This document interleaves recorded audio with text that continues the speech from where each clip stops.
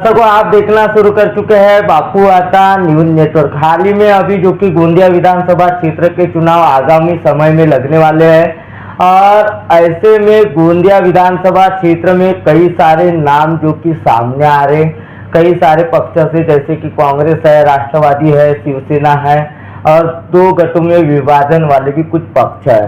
ऐसे में हमारे साथ में जो कि आजाद क्रांति सेना के जो कि जिले के अध्यक्ष है नागेश दुबे, ये भी मैदान में सामने आने वाले हैं, जो कि चुनाव को लेकर, गोंदिया विधानसभा चुनाव को लेकर इन्होंने भी अपनी उम्मीदवारी को लेकर जो कि मीडिया के आगे, सोशल मीडिया के माध्यम से उन्होंने कहा था।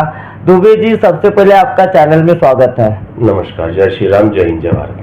क्या बताना चाहोगे दुबे जी, हाल ही में अभी गोंदिया विधानसभा क्षेत्र के चुनाव लगने वाले हैं आगामी समय में, और सोशल मीडिया में हमने देखे थे एक खबर के जरिए कि आप भी जो कि गोंदिया विधानसभा क्षेत्र को लेकर विधायक की दावेदारी के लिए आपने सोशल मीडिया के जरिए कहा था।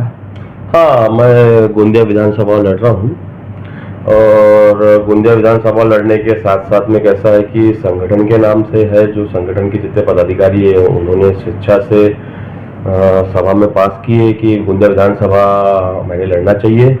और दूसरी चीज, बाकी और भी जो दूसरे संगठन है जिनसे अपना संपर्क है और लगभग लोगों से संपर्क हो चुका है, संगठन के लोगों से, पार्टियों से, जो दूसरी जो क्षेत्रीय पार्टियां है उनके समर्थन अपने को प्राप्त है।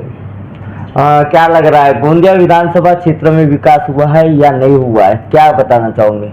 मैंने लास्ट ईयर 2 मंथ्स पहले भी आपको बताया था कि गोंदिया विधानसभा में विकास के नाम पे सिर्फ और सिर्फ बरगलाया गया है।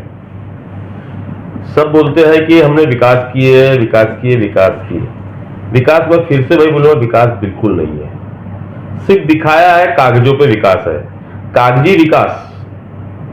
तो बोला जाए तो जैसे जस्ट लाइक पाकिस्तान में होता है, बताया जाता है कि इकोनॉमी बहुत अच्छी है वहां की, कागजों में बताया जाता है कि हमारा जो पीओके है, अपन एग्जाम्पल के देंगे, पीओके बहुत खुशहाल है, समृद्ध है, वहां के लोग पाकिस्तान की सरकार से खुश है, लेकिन जमीन हकीकत ऐसा कुछ नहीं रहती। ठीक वैसे ही हमारे गोंदिया में विकास नहीं हुआ है, सिर्फ बताया गया कि विकास हुआ, विकास हुआ, जमीनी स्तर पर कुछ भी नहीं हुआ है।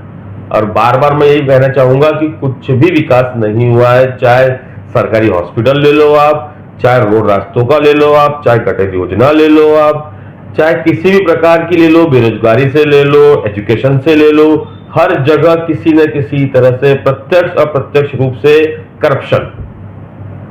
शिक्षा विभाग फुल टू करप्शन है, आपका नगर परिषद फुल टू करप्शन है, हर जगह सिर्फ और सिर्फ कमीशन, घूसखोरी और परसेंटेज। जिस तरीके से आप दावा पेश कर रहे हो कि सिर्फ भ्रष्टाचार ही भ्रष्टाचार है जिले में, आप बता सकते हो किस तरीके से भ्रष्टाचार है जिले में? भ्रष्टाचार की पोल खोलने के लिए मैं बहुत जल्दी क्या बोलते प्रेस कॉन्फ्रेंस लेने वाला हूं। अभी तो आपके चैनल के जरिए साक्षात्कार हो रहा है, लेकिन बहुत जल्दी साक्षात्कार मैं पूरी की पूरी मीडिया के सामने प्रेस कॉन्फ्रेंस लेके दूंगा, जिसमें मैं चाहूंगा कि दस्तावेज के साथ दूंगा मैं, और आप सभी मीडिया वाले चाहूंगा कि उसको जितना जोर शोर से अगर आपने दिखा दिए तो पब्लिक के सामने ऐसे लोगों की पोल खुल जाएंगी कि भाई विकास किए कि भ्रष्टाचार किया आपने। आपको विकास का नाम लेना ही नहीं चाहिए, और ऐसे लोगों तो बिल्कुल लेना चाहिए जिन्होंने विकास का ही बिल्कुल फुल टू, बोले तो गोंदिया की भाषा में बोलेंगे तो फुल टू उसको खा गए, उसको पूरा खा गए, कुछ नहीं रखे। एक सवाल है, आप 2011 से राजनीति में हो और राजनीति में आने का उद्देश्य क्या था? राजनीति में आने का उद्देश्य मेरे क्षेत्र के लोग रहे हैं। हमने पहले जब युवा अवस्था में थे, बिल्कुल बैचलर लाइफ थी, तब हमने कुछ लोगों को देख के प्रभावित हुए थे कि ये लोग हमारे क्षेत्र का कुछ काम करेंगे, क्षेत्र के लोगों के लिए अच्छा अच्छा सोचेंगे करके।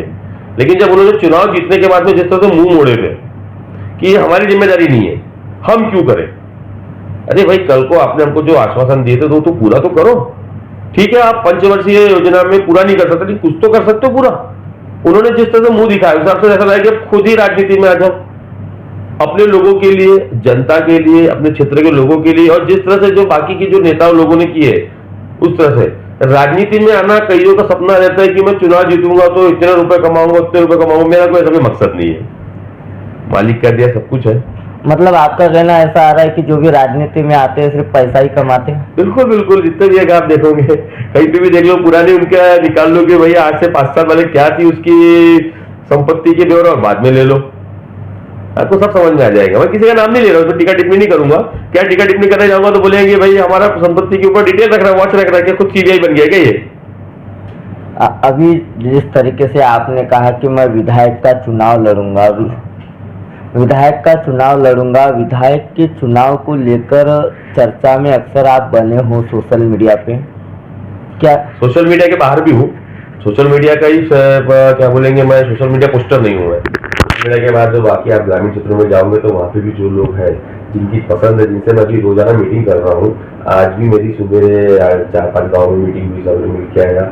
लगभग गोंदिया के जितने भी गाँव है अपने, उसमें से समझ लीजिए अभी 40 तक गाँव मेरे हो चुके निपटा के, और बाकी धीरे धीरे रोजाना मैं मिल रहा हूँ सजा के। और वहाँ पे भी ऐसा भी नहीं कि किसी ने मुझे बोला है कि भाई आप लड़ो, पीछे नहीं। भले ही मेरे पास में सिलेक्टेड लोग हैं जिन्होंने बोले कि लड़ो हम साथ में करके, कुछ ना कुछ सोच के ही बोले। और जैसे मेरे खुद के संगठन के बाकी लोग जो, बाकी जो बूथ कमेटी के लोग जो है, उन सबके हिसाब से हम लोग चल रहे हैं। चुनाव लड़ने की तैयारी पूरी है मेरी। यदि आप विधायक का चुनाव लड़ते हो, चुनाव लड़ने के बाद यदि मान लो आप अगर जीत जाते हो तो गोंदिया विधानसभा क्षेत्र के लिए क्या करोगे? चुनाव जीतने के लिए लड़ रहा हूँ, चाहे जिस तरह से भी चुनाव जीतना है। लड़ाई जीतने की लड़ी जाती है, ये नहीं सोचा जाता कि काश हम जीतेंगे क्या, ये सोच के मैदान में जाता है कि लड़के जीतना ही है। और रही बात चुनाव जीतने के बाद में, विधायक बनने के बाद में, मैं इतना तो कहूंगा कि जो विकास के नाम पे जो पूर्व लोगों ने, पूर्व सत्ता में बैठे हुए सबने, जो गोंदिया के विराजमान हुए लोगों ने जो बोले, उनसे लाख गुना अच्छा करूंगा। जिसमें पहले मेरी प्रायोरिटी रहेगी बेरोजगारी, दूसरी प्रायोरिटी रहेंगी मेरी यहाँ पे बेघरों को मकान, और तीसरी प्रायोरिटी रहेंगी मेरी, सबसे पहले ये रहेंगी कि मेरा गोंदिया झोपड़पट्टी मुक्त हो जाए। हमारे गोंदिया में इतनी सारी योजनाओं को लाया जा सकता है जब हमारे गोंदिया में मुंबई कायदा लगता है। चाहे किसी भी चीज में बोलो आप, अगर नगर परिषद जाते हो, किसी भी काम के लिए जाते हो, तो आपको मुंबई कायदा बताया जाता है कि मुंबई से ऐसा ऐसा वैसा था, कायदा लगाया जाता है। तो भैया वहां की योजना हमारे इधर क्यों नहीं आ सकती? क्यों इन लोगों ने लेके नहीं आए? अभी बताइए कि झोपड़पट्टी मुक्त करने का सपना क्यों नहीं लेके इन लोगों ने? झोपड़पट्टी मुक्त करना मतलब यहाँ से महाड़ा एसआरए का महाड़ा खत्म ही कर दिए। महाड़ा से जो चंद जमीन के बड़े बड़े जो मगरमच्छ थे उनको दे दी गई।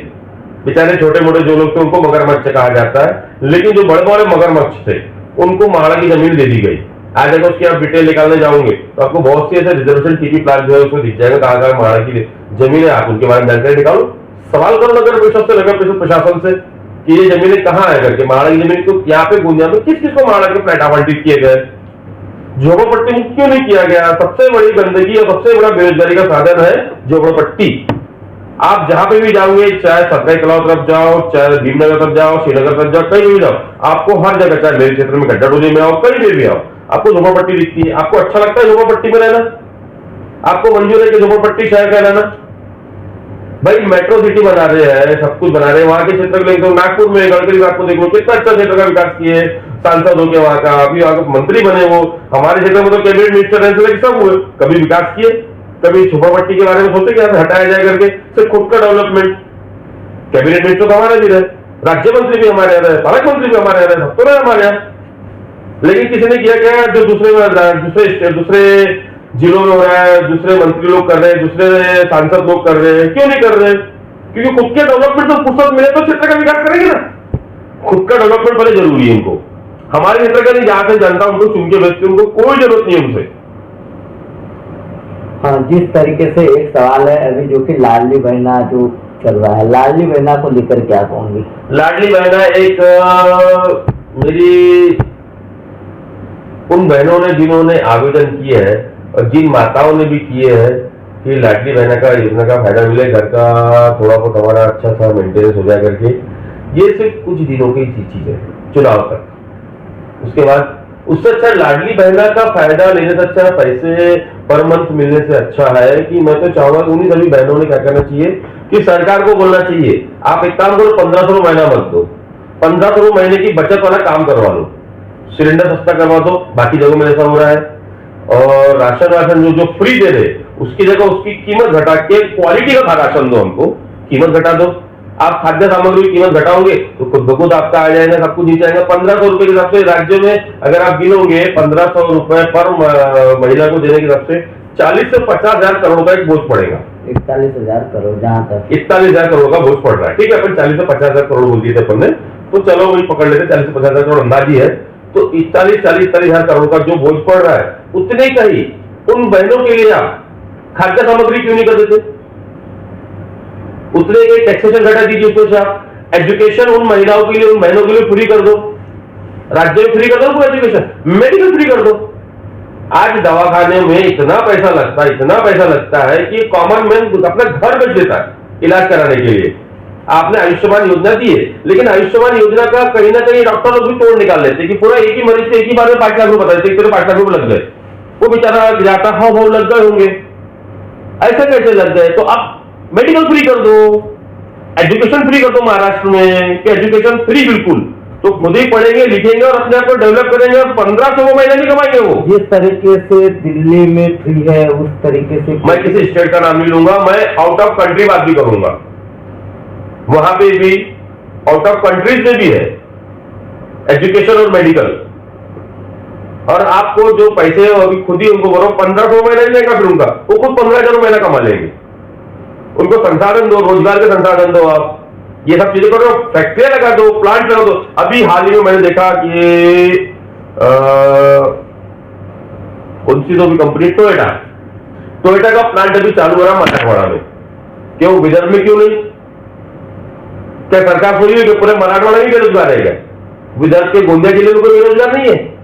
कहां गए हमारे क्षेत्र के प्रतिनिधि अभी विधायक जो बन के आए हैं? कहां है 4.5 साल में दिखने वाले, विकास बताने वाले, और जो बोल रहे अपने मानधन से मैं लोगों को, शिक्षकों को रोजगार दे रहा हूं? कहां है? अब क्यों नहीं उठा सवाल?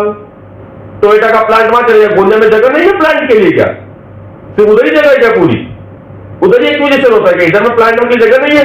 अरे एक बार बता दो नहीं है तो मैं चल के दिलाता हूँ जगह तुम्हारे को, कहां नहीं है करके मैं दिला दो जगह तुम्हारे को। है कहीं की सीलिंग में जगह कहिए करके दिखा दो मेरे तुमको, कहां पे जगह के मामले में जहां बोलो जगह मिल जाएगी सबके लिए। रोजगार के लिए क्या आपके पास अगर जगह रहेगी, 5 एकड़ जगह अगर आपके पास है और आपका लड़के बच्चे है, तो आप उसको, अगर आपको पता चल रहा है कि आपकी जगह 2 एकड़ जा रही है वहां पे, तो आप दोगे नहीं क्या? दोगे कि दोगे? है ना, बोलो आप। हाँ, सही बात है। आप दोगे ना, क्यों? क्योंकि आपके बच्चे को नौकरी लगने वाली है। आप दो, जिसकी जगह लोगे नियम से उसको जगह की नौकरी दो। बेचारा क्या बोलेगा, जगह के पैसे आएंगे 2 करोड़ रुपए, उससे अच्छा मेरा लड़का नौकरी में लग गया, भैया मैं मुक्त हो गया, जो एजुकेशन में पैसे तो मिले चले, एक रोजगार भी दे दो उसको, नौकरी भी दे दो। टोयोटा का प्लांट चला वहीं पे, महाराष्ट्र, पश्चिम महाराष्ट्र, मराठवाड़ा, गोंदिया विदर्भ कहां है? नागपुर में लग रहा है। ठीक है, बोला जाएगा कि नागपुर में लगा है। अरे भैया नागपुर नहीं, गोंदिया की बात करो, मैं गोंदिया का रहवासी, मेरा आधार कार्ड, इलेक्शन कार्ड और लाइट बिल का जो एड्रेस है ना, गोंदिया का है, नागपुर का नहीं है। क्यों नहीं लगा रहे हो? उसका जवाब है, पूछ रहे जरा उनसे जाके, आपकी तो बातचीत सभी सुनती, पूछो उनसे जाके क्यों नहीं लग रहा करके यहाँ प्लांट। आप में बोलने का दम नहीं है, आप में पुलिया बनाने के लिए अनशन करना आता है, छाती ठोक के काम करवाना नहीं आता। और भी कितने काम है भी बताऊंगा धीरे धीरे, सब चीजों में क्या क्या किया जा रहा है करके, समझे? अरे भैया विकास बोलते हो ना, तो विकास का कार्य दिखाओ, कागज पे मत दिखाओ, समझे? एक सवाल है, अभी कुछ दिनों के पहले खबर चली थी गंगाबाई को लेकर, और जिसमें रहने के लिए सुविधा नहीं है। आपने एक आवाज उठाए थे, उस आवाज को लेकर हमें जानकारी मिली है कि इस बात को लेकर आप ज्यादा ही, यानी लोगों के लिए और आम जनता के लिए रहने की सुविधा हो, इसलिए आप कुछ नया प्रयास कर रहे हैं वहाँ पे। बिल्कुल सही है आपका बोलना। मैं अभी लास्ट 3-4 दिन पहले गया था, मैं डीन महोदय से मिला, मैं डीन महोदय से बातचीत हुई मेरी वहाँ की व्यवस्थाओं के बारे में। उन्होंने हालांकि मुझे कैबिन में बैठ के बहुत अच्छी जानकारी दी है, काबिल तारीफ दी है जानकारी, लेकिन वही कहा ना, जमीन हकीकत, जब ग्राउंड लेवल पे जीरो ग्राउंड पे उतरा मैं, तो समझ में आई कुछ भी नहीं है। वहाँ जो पेशेंट है उनके साथ में जो व्यवहारिकता है, कोऑपरेटिव नेचर नहीं है वहाँ पे, बिल्कुल जीरो है। बोला जाता है कि जीरो कोऑपरेटिव में बिल्कुल सेटिस्फेक्शन नहीं दिया जाता।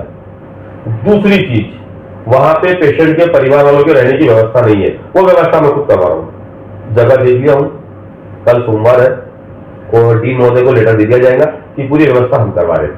आजाद क्रांति सेना करवाएंगी पूरी व्यवस्था, रहने की, सोने की, वहां पे आराम करने की। एक नाम मात्र शुल्क लिया जाएगा उनसे, क्यों? कारण क्योंकि वहीं के मेंटेनेंस किया जाएगा, क्योंकि हम तो पगार नहीं दे सकते ना, लेकिन वहीं के वही नाम मात्र शुल्क सेवा लेके वहां दिया जाएगा। रहने के लिए उनको व्यवस्था दी जाएगी, खाना तो वहीं पर रखा ही जाता है, उनका रहता ही है, बाकी जो कुछ रहेगा व्यवस्था का इंतजाम किया जाएगा। और पूरी गर्मी ठंडी भर आराम से रहेंगे वहां पे वो लोग, और हो सके तो जितना सीजन बन रहेगा, जब तक हमसे बनेगा हम करने को तैयार है। जिस तरीके से आपने टोयोटा कंपनी का नाम लिया, कई सारी कंपनियों का नाम लिए, गोंदिया में आज तक कोई भी ऐसा प्लान नहीं लगा, लेकिन अदानी तो एक है। जिस तरीके से बात की है आपने, कई सारे लोगों का कहना पावर प्लांट तो और भी जगह पे, अदानी से कितने लोगों को रोजगार मिला बताइए? आप क्या आंकड़े देते हैं ना, आप मीडिया वाले हो, आपके पास आंकड़े देते? तकरीबन जिस क्षेत्र की बात की जाए उस क्षेत्र में 40% वहाँ के लोगों को लेने का अधिकार है। बिल्कुल। कितने लोगों को मिला तिरोड़ा में अब तक के हमने तो अभी का नया सर्वे रिकॉर्ड हमारे पास नहीं है। चलिए पिछला बता दीजिए। तकरीबन ज्यादा नहीं तो 15 से 20% वहाँ के लोगों को मिला है रोजगार, हमारी जानकारी के हिसाब से। 15 से 20% नहीं कहते, वहाँ की अगर आबादी है आपका, समझ लो 3 लाख आबादी तो होगी, 3 लाख आबादी में से 15-10% हो गए 30,000। अगर 30,000 लोगों को रोजगार दिए, मतलब समझ लो पूरे का पूरा 3 लाख लोगों को परिवार पल गया। बड़ी मुश्किल से 2-5% या 10% बोलो जो अपना 2-5% ही लिया गया होगा, बाकी सब बाहर के इंजीनियर सब सिर्फ लेबर कैटेगरी आई होगी वहाँ। तिरोड़ा से सिर्फ लेबर कैटेगरी, पढ़े लिखे नहीं है क्या वहाँ? लेबर कैटेगरी की बात कर रहे हैं हम लोग। पढ़े लिखे लोग कहाँ गए? पढ़े लिखे माँ बाप इतना पैसा खर्च कर रहे, ITI अगर ये पढ़ा रहे तो पढ़े लोग आ जाएंगे। तो ये सवाल है कि अभी हाल ही में हमने कुछ दिन पहले जिस तरीके से कि तिरोड़ा विधानसभा क्षेत्र में ये सवाल उठाए थे, सवाल को लेकर भी बात उठी थी, और वही विधानसभा क्षेत्र में जब हम एक इंसान से मिले, जब हमने उनसे पूछे कि भैया आप कहाँ जा रहे, भैया बोले हम अदानी में जा रहे हैं, ऑपरेटर है। हमने पूछे कि आपका क्वालिफिकेशन क्या है, फिर बाद में उससे हमें जब पता चला कि भैया बोले यहाँ पे हम लोगों को रोजगार दिया जा रहा है बोले, लेकिन आउट ऑफ स्टेट के लोगों को ज्यादा से ज्यादा लिया जा रहा है बोले। वो इसकी जिम्मेदारी वहाँ के क्षेत्रीय नेताओं ने लेना चाहिए कि क्यों मेरे क्षेत्र के लोगों को नहीं दिया तुमने रोजगार। मेरे क्षेत्र में जिस दिन कोई भी प्लांट लगा, किसी भी तरह का औद्योगिक कारखाना लगेगा बड़ा, मैं इस बात के लिए अटल रहूंगा, पहले मेरे क्षेत्र के लोगों को आपको देना पड़ेगा रोजगार, उसके बाद ही आपका यहाँ पे नींव खुदेगी, नहीं तो नहीं खुदेगी। ये मेरा तरीका रहेगा।